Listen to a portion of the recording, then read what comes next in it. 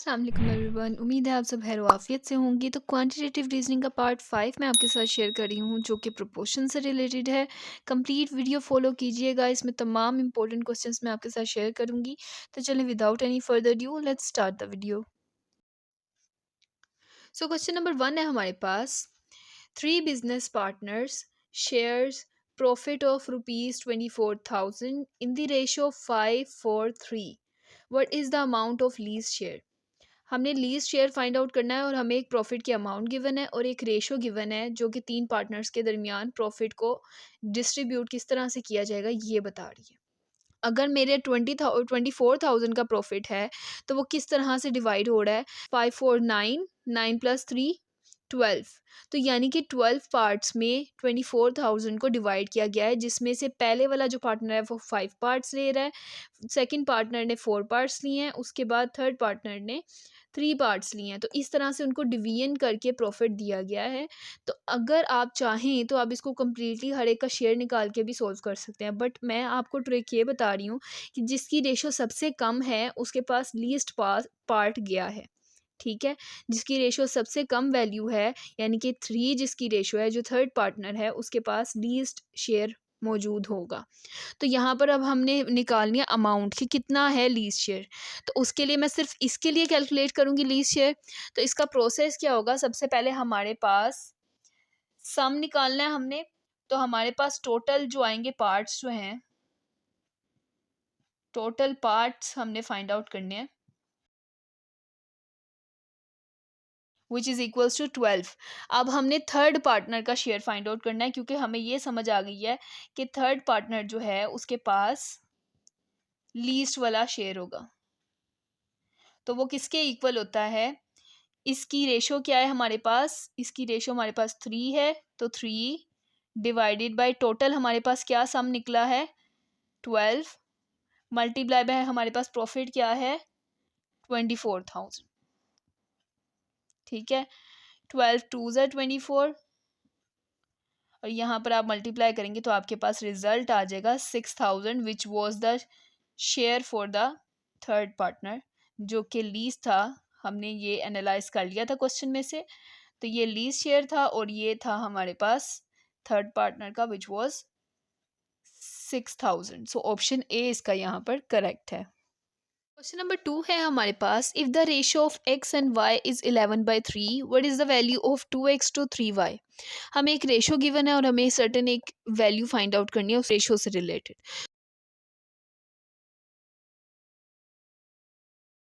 हमारे पास गिवन क्या है, x ratio y is equals to 11/3। हमें फाइंड आउट करना है 2x to 3y की वैल्यू। अब मेरे पास जो गिवन चीज़ है उसको क्या मैं ये लिख सकती हूँ, x/y इज इक्वल्स टू 11/3। अब मुझे वैल्यू चूंकि फाइंड आउट करनी है 2x to 3y की, यानी मुझे x की वैल्यू को 2 से और y की वैल्यू को 3 से मल्टीप्लाई करना है, तब मेरे पास 2x और 3y बन जाएगा।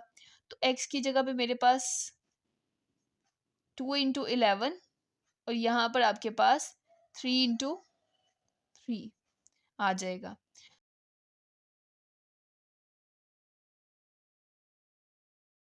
तो इसका आपका ऑप्शन सी करेक्ट है। क्वेश्चन नंबर 3 है हमारे पास। If 80% applications to a programme were rejected, what is the ratio of number of accepted to the number of rejected.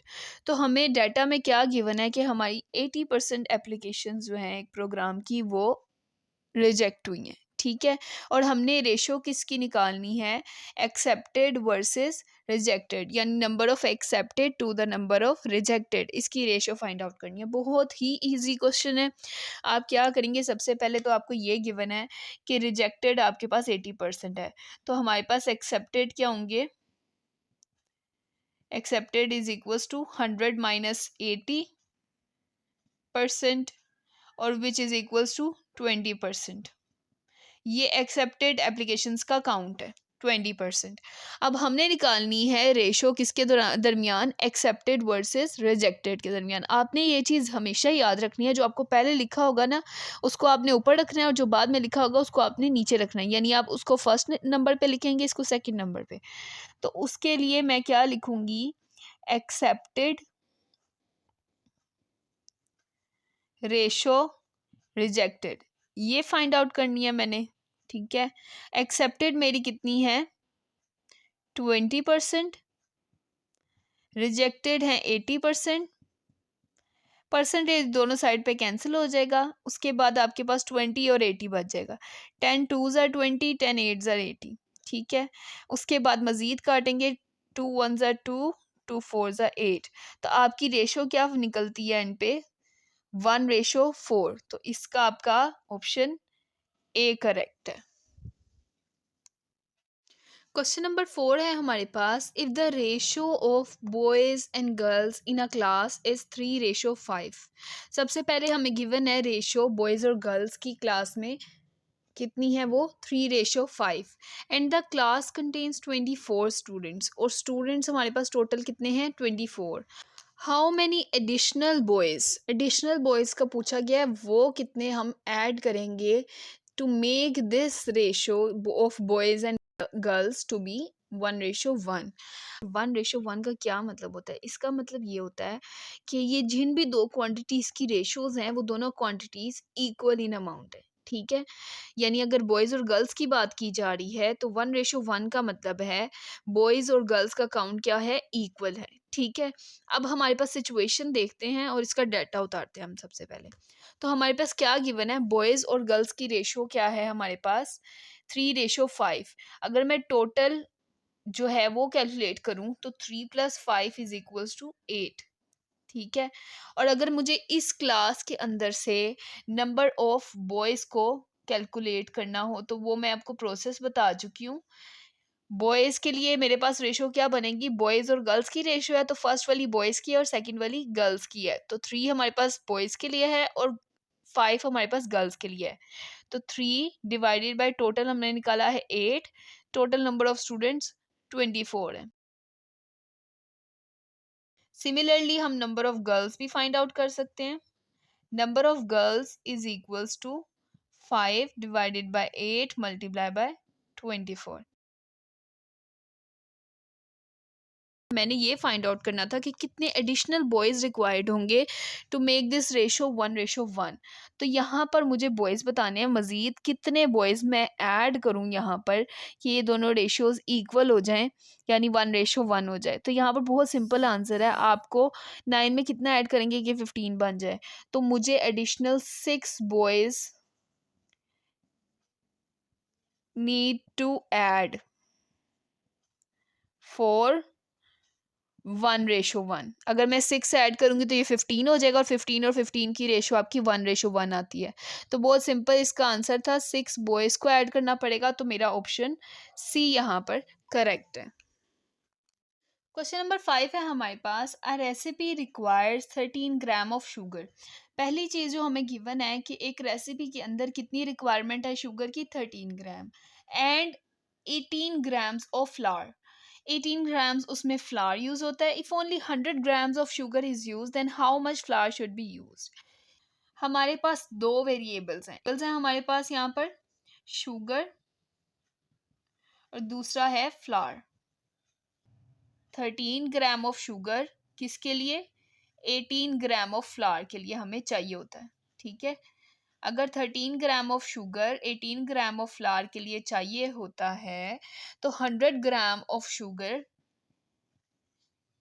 के लिए हमें कितना फ्लावर रिक्वायर्ड होगा। हमारे पास यहाँ पर आप देखें एक रेसिपी है जिसके लिए ये दोनों इंग्रेडिएंट यूज होते हैं। अगर मेरे पास शुगर की क्वांटिटी इंक्रीज हो रही है, ठीक है, तो मेरे पास फ्लावर की क्वांटिटी इंक्रीज होनी चाहिए उसी लिहाज से, ठीक है, तभी रेसिपी कंप्लीट होगी। क्योंकि मैंने शुगर ज़्यादा यूज़ किया उसके हिसाब से फिर मुझे फ्लावर की क्वांटिटी को भी इंक्रीज करना पड़ेगा ताकि मेरी रेसिपी वैसी बन सके। तो ये कौन सा प्रोपोर्शन हुआ, डायरेक्ट प्रोपोर्शन, जिसमें आपकी दोनों चीज़ें इक्वल इफेक्ट लेती हैं। एक इंक्रीज होती है तो दूसरी इंक्रीज होती है, एक डिक्रीज होती है तो दूसरी डिक्रीज होती है। तो यहाँ पर इंक्रीज का केस और दोनों इंक्रीज हो रहे हैं, तो ये मेरा एक डायरेक्ट प्रोपोर्शन हुआ, ठीक है। ये डायरेक्ट प्रोपोर्शन है। अब डायरेक्ट प्रोपोर्शन का लिखने का तरीका मैं आपको बताती हूँ। उसको इस तरह से लिखते हैं हम, 13:100 प्रोपोर्शन 18:x, ठीक है। फिर इसका नेक्स्ट स्टेप होता है कि हम जो इसके एक्सट्रीम्स और इसके मिड्स जो हैं इनको मल्टीप्लाई करें तो ये दोनों इक्वल लिखे जा सकते हैं। यानी 13 को मैं x से मल्टीप्लाई करूं तो वो इक्वल होगा 100 को मैं 18 से मल्टीप्लाई करूंगी उसके। यहाँ से सिंपली आपके पास x आता है अप्रोक्सीमेटली 13.8 कह लें आप, या अप्रोक्सीमेटली 13 ग्राम्स आपका आंसर आता है यहाँ पर। तो आपका ऑप्शन बी यहाँ पर करेक्ट है। क्वेश्चन नंबर 6 है हमारे पास, green paint is obtained from blue and yellow paint in the ratio 3 and 5.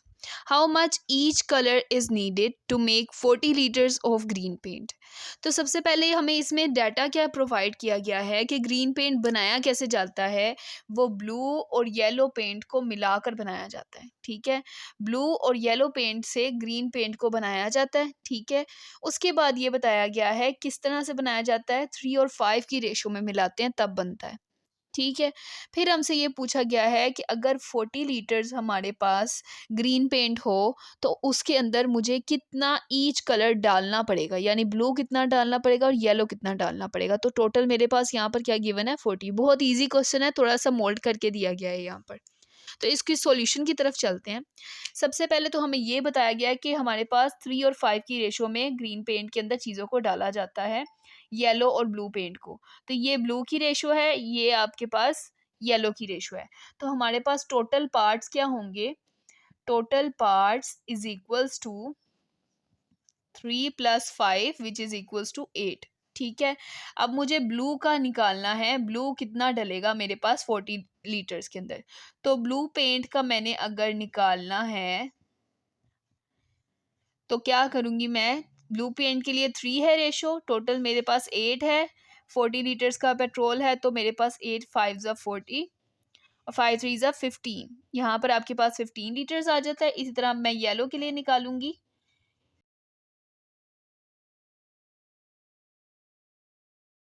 तो बहुत ही इजी इस क्वेश्चन का आंसर है। हमारे पास 15 litres of blue paint and 25 litres of yellow paint required है। तो इसका ऑप्शन ए जो है वो आपका करेक्ट है। क्वेश्चन नंबर 7 है हमारे पास, 15 workers require 24 days to perform a job. How many days 40 workers will require to perform the same job. तो वर्कर्स हमारे पास आ रहा है, एक वेरिएबल और एक डेज है। तो वर्कर्स हमारे पास सबसे पहले कहा गया कि 15 वर्कर्स 24 डेज लेते हैं टू परफॉर्म अ जॉब। तो मेरे पास 15 वर्कर्स हों तो डेज कितने लगते हैं, 24। और फिर कहा गया हाउ मैनी डेज, यानी एक्स डेज जिन्हें हम अज्यूम कर रहे हैं, will require for 40 workers to perform the same job. तो मेरे पास 40 वर्कर्स होंगे तो कितने डेज लगेंगे, ये पूछा गया है। तो ये आपका क्वेश्चन है, आप इसको आइडेंटिफाई करेंगे, एनालाइज करेंगे इस क्वेश्चन को। तो यहाँ पर आपके पास ये आप देखेंगे 15 वर्कर्स हों तो 24 डेज रिक्वायर्ड होते हैं। तो अगर मेरे पास वर्कर्स क्या हो रहे हैं, इंक्रीज हो रहे हैं, तो मुझे कितने डेज रिक्वायर्ड होंगे, यहाँ पर आपको कम डेज रिक्वायर्ड होंगे। ज़्यादा लोग काम करेंगे तो कम डेज लगेंगे, जल्दी काम खत्म हो जाएगा। तो इसको मैं किस तरह से लिखूंगी, इन्वर्स प्रोपोर्शन को लिखने का अब मैं आपको मेथड बता रही हूँ। मैंने एरो लगाना आपको बता दिया है कि एरो आपने ये देखें 15 से नीचे डाउनवर्ड क्या है, 40 वैल्यू हो रही है। तो ये इंक्रीज हो रही है नीचे की तरफ, इस तरह से ये ऊपर की तरफ इंक्रीज हो रही है। तो ये ऑपोजिट एरो है और ये एक इन्वर्स प्रोपोर्शन है। अब मैं आपको ये बताने लगी हूँ कि इसको लिखा कैसे जाता है। 15 से 40 को आपने लिखना है पहले, 15/40 प्रोपोर्शन। यहाँ से आप x से ऊपर जा रहा है रो तो x/24, ठीक है। बहुत इजी तरीका है। फिर आप वही मेथड यूज़ करेंगे कि मिड वाली वैल्यूज़ को और एक्सट्रीम वाली वैल्यूज़ को आप मल्टीप्लाई करें तो दोनों इक्वल लिखी जा सकती हैं। तो 15 × 24 इज इक्वल्स टू 40 × x।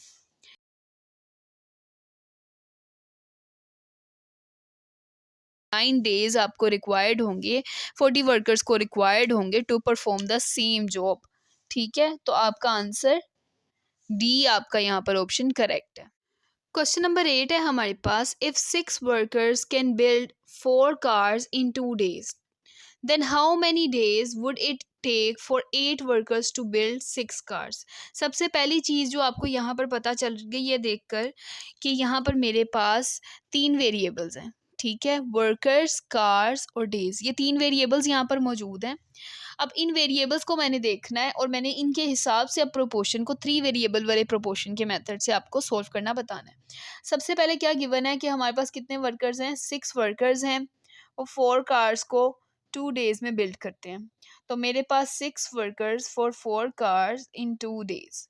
अब आगे सिचुएशन क्या गिवन है, देन हाउ मैनी डेज, यानी कि x days would it take for 8 workers, 8 workers के लिए कितने डेज रिक्वायर्ड होंगे टू बिल्ड 6 कार्स। ठीक है, थ्री वेरिएबल वाला आपके पास प्रोपोर्शन गिवन है। अब इस प्रोपोर्शन को अगर मैं देखूं, मैं वर्कर्स के लिहाज से पहले कार्स को देखूंगी।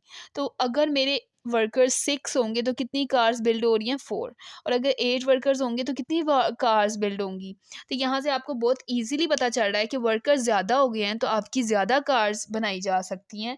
तो वर्कर्स के इंक्रीज होने से कार्स भी इंक्रीज हो रही हैं। वर्कर्स के ज़्यादा होने से कार्स भी आपकी इंक्रीज हो रही हैं, वैसे भी आप वैल्यूज से देख सकते हैं। अब मैं वर्कर्स का रिलेशन डेज के साथ बनाऊं, तो मेरे पास वर्कर्स अगर 6 हैं तो 2 दिन लगेंगे, और अगर 8 वर्कर्स हैं तो कितने डेज लगेंगे, कम डेज लगेंगे। यानी यहाँ पर 2 हैं तो यहाँ पर कोई वैल्यू कम होगी। तो यहाँ पर आपका ऑपोजिट एक रिलेशन बिल्ड हो रहा है, तो आपका ऑपोजिट एरो लगेगा। अब अगर मैं इसको लिखना चाहूँ तो मैं इसको कैसे लिखूंगी, वर्कर्स कार्स के साथ डायरेक्ट रिलेशन में है और डेज के साथ इनवर्स रिलेशन में है। W is equals to, proportionality का साइन हटाने से कांस्टेंट लगता है, KC/D। ठीक है, अब ये एक्सप्रेशन जो है ना, आपने इसको यूज करके अब ये क्वेश्चन को सोल्व करना है। सिचुएशन नंबर 1 को कंसीडर करते हैं और सिचुएशन नंबर 1 की वैल्यूज को लगाकर मैं के का रिजल्ट फाइंड आउट करूंगी। तो मैंने क्या करना है, 6 इज इक्वल्स टू के इंटू 4/2। अब के का आपके पास आंसर आ जाएगा जब, तो आप इस फॉर्मूला के ज़रिए, जो कि इस आपके पास सिचुएशन के लिए एक फार्मूला आपने बिल्ड किया है, अब इस फार्मूला के ज़रिए निकाल सकते हैं आंसर। तो अब मैं सेकंड वाले के लिए यही के की वैल्यू को यूटिलाइज करते हुए ये फार्मूला यूज़ करूँगी।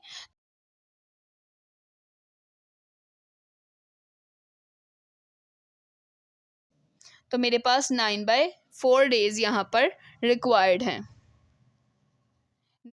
क्वेश्चन नंबर 9 है हमारे पास, 6 printers have printed 100 books in 4 days. तो आपके पास कौन से तीन वेरिएबल्स हैं, आपके पास प्रिंटर्स है, ठीक है, फिर आपके पास बुक्स हैं और फिर आपके पास डेज हैं। ये तीन आपके पास वेरिएबल्स गिवन है। ठीक है, how many days will it take to print 50 books if we have 4 printers. तो इसकी वैल्यू सबसे पहले लिख लेते हैं। प्रोसेस मैंने आपको बताया, आप तीनों वेरिएबल्स को लिखेंगे।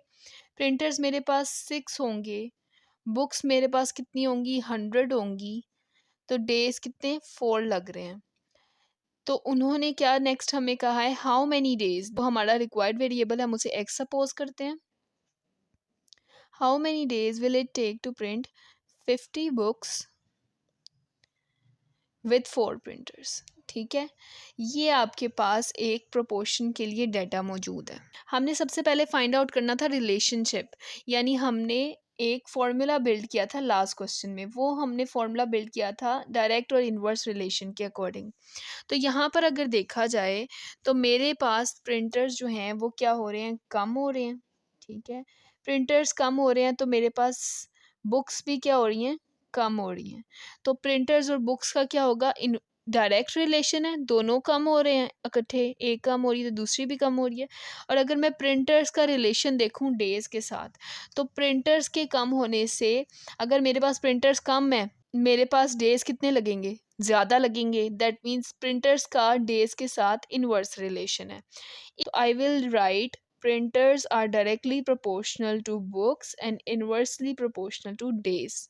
ठीक है, अब इसको अगर मैं सिंप्लीफाई करूं तो printers is equal to KB/D। Printers के एक्सप्रेशन के अंदर मैंने अपनी फर्स्ट सिचुएशन जो है उसको यूटिलाइज करना है और मैंने उसके ज़रिए निकालना है आंसर के का।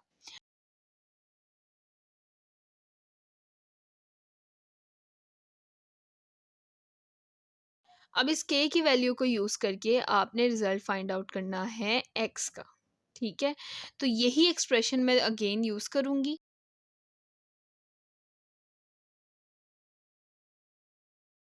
तो आपके पास x का रिज़ल्ट निकलता है 3। तो यानी कि यहाँ पर आपको कितने डेज़ रिक्वायर्ड हैं? 3 डेज़ रिक्वायर्ड हैं, तो आपका ऑप्शन बी यहाँ पर करेक्ट है। क्वेश्चन नंबर 10 है हमारे पास, 15 robots can make a train in 6 days. ठीक है, 6 डेज लग रहे हैं 15 रोबोट्स को एक ट्रेन बनाने में, और वो 5 घंटे काम करते हैं एक दिन में। In how many days 25 robots working 6 hours complete the same work. ये भी 3 वेरिएबल्स का आपके पास क्वेश्चन है। ये क्वेश्चन थोड़ा डिफरेंट मेथड से मैं आपको बताऊंगी सॉल्व करना, और इस मेथड के ज़रिए सॉल्व करने से आपको कुछ चीज़ें, आपकी एनालिटिकल स्किल्स भी मज़ीद इन्हांस होंगी। हमारे पास रोबोट्स गिवन है, ठीक है, फिर हमारे पास डेज हैं, एंड देन हमारे पास आवर्स गिवन है, ठीक है। रोबोट्स हमारे पास कितने गिवन है? 15 रोबोट्स हैं, ठीक है, और कितने डेज लग रहे हैं उनको? 6 डेज, और वो 5 आवर्स पर डे काम कर रहे हैं। देन 25 रोबोट्स को 6 आवर्स काम करना है, तो कितने डेज लगेंगे? ठीक है, अब इस सिचुएशन को देखें तो हम इसको 3 वेरिएबल मेथड की तरफ जाकर सोल्व तो ज़रूर कर सकते हैं, बट इसका एक सिंपल मेथड मैं आपको बताऊंगी जिसके ज़रिए आप इसको बहुत आसानी से सोल्व कर सकते हैं। आवर्स जो हैं वो डिपेंडेंट होते हैं डेज़ पे। तो अगर मैं इसको इस तरह से लिखना चाहूँ कि मैं डेज़ को ही आवर्स की सेंस में भी लिख दूँ, तो मैं ये लिख सकती हूँ 6 मल्टीप्लाई बाय 5, और यहाँ पर मैं 6x लिख दूँ। ओवरऑल इनकी वर्किंग 6 मल्टीप्लाई बाय 5 है, और इनके लिए फिर क्या हो जाएगी 6x। ठीक है, इनको इस तरह से लिखा जा सकता है। ये क्वेश्चन 3 वेरिएबल से 2 वेरिएबल्स पे ट्रांसफॉर्म हो जाएगा इस तरह से। तो यहाँ पर हमारे पास नंबर ऑफ़ रोबोट्स क्या हैं? नंबर ऑफ़ रोबोट्स आपके इंक्रीज़ कर रहे हैं, तो आपकी वर्किंग क्या होगी? डिक्रीज़ करेगी, क्योंकि ज़्यादा रोबोट्स हैं तो आपको कम काम करना पड़ेगा। कॉमन सेंस है ये भी। तो ये आपका इन्वर्स प्रोपोर्शन बनता है वर्किंग के लिहाज से अगर देखा जाए। 15 रेशो 25 प्रोपोर्शन 6x रेशो 30। अब आप इसको किस तरह से लिखते हैं? इनको आपस में मल्टीप्लाई और इनको आपस में मल्टीप्लाई, तो 15 multiply by 30 is equals to 6x multiply by 25, और आपके पास आंसर आ जाएगा जी 3। तो ये थे कुछ प्रैक्टिस क्वेश्चंस जो मैंने आपके साथ शेयर किए हैं प्रोपोर्शंस के हवाले से। मज़ीद अगर क्वेश्चंस आप चाहते हैं मैं आपके साथ शेयर करूं, तो आप ज़रूर नीचे कमेंट में मुझे मेंशन कीजिए। Don't forget to subscribe my channel. अपना ढेर सारा ख्याल रखें, दुआओं में शामिल रखें। Thank you so much. अल्लाह हाफिज़।